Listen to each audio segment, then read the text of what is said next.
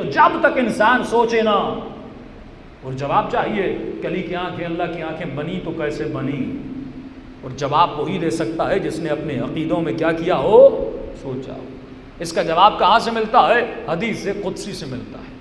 آواز آتی عبدی اطعنی، اے میرے بندے میری اطاعت کر، میں تجھے اپنے جیسا بنا دوں گا۔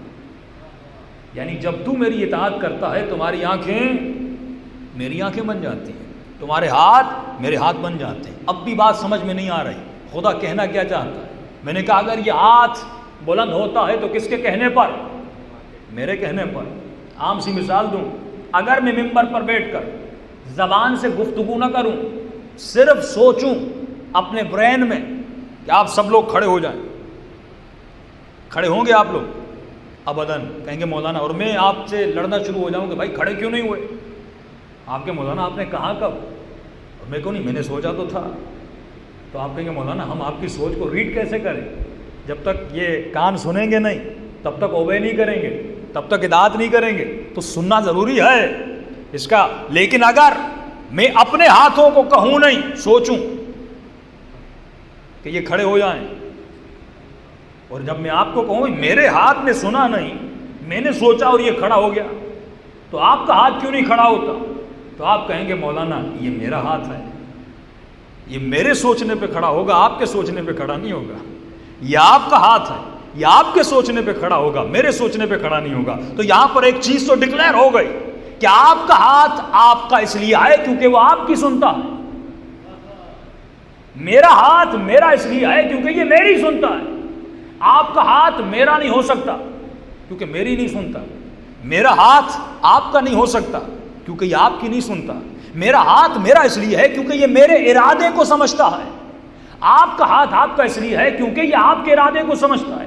آپ کی آنکھ میری نہیں کیونکہ میرا ارادہ نہیں سمجھتی، میری آنکھ آپ کی نہیں کیونکہ یہ آپ کا ارادہ نہیں سمجھتی۔ فرمایا علی کی آنکھیں عین اللہ اس لیے تھی کیونکہ علی کی آنکھیں اللہ کا ارادہ سمجھتی تھی۔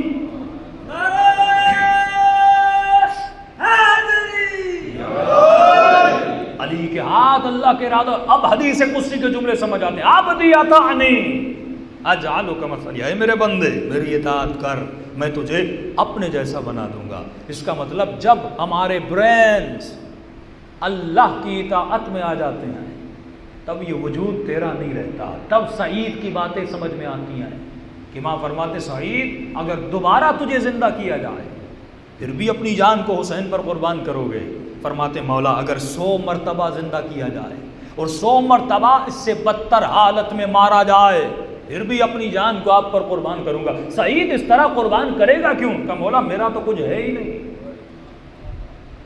مومن اپنا راستہ اہل بیت سے جدا تب کرتا ہے جب وہ اپنے ہاتھوں کو اپنا سمجھتا ہے، جب وہ اپنے بچوں کو اپنا سمجھتا ہے، جب وہ اپنے ٹائم کو اپنا سمجھتا ہے، جب وہ اپنے مال کو اپنا سمجھتا ہے۔ جب تک تو ان چیزوں کو اپنا سمجھو گے تب تک اہل بیت سے مل نہیں سکتے۔ جب تک ان چیزوں کو خدا کا سمجھو گے تب تم میں جذبہ قربانی آئے گا، تب تم میں جذبہ ایثار آئے گا، تب تو امام زمانہ کے راستے پہ چلنے کی ہدایت کو پیدا کرے گا، تب تجھے سمجھ آئے گا کہ حسین ابن علی اتنی آسانی سے علی اکبر کو قربان کیسے کر سکتے ہیں، علی اکبر کو قربان کیسے کر سکتے ہیں، سیدہ زینب کو کیسے قربان کر سکتے ہیں، اپنے بھتیجوں کو کیسے قربان کر سکتے ہیں، کیونکہ امام بتاتے ہیں یہ تو میرے تھے نہیں، یہ علامتیں اور نشانیاں اور امانتیں کس کی تھی؟ پروردگار عالم کی تھی۔ جب اس کی راہ میں ان کو قربان کرنے کی ضرورت پڑی تو ہم بے جھجک اپنا سب کچھ قربان کر دیتے ہیں، کیونکہ ہمارے پاس اپنا دیا ہوا کچھ بھی نہیں، جو کچھ ہے وہ عطا پروردگار عالم ہے۔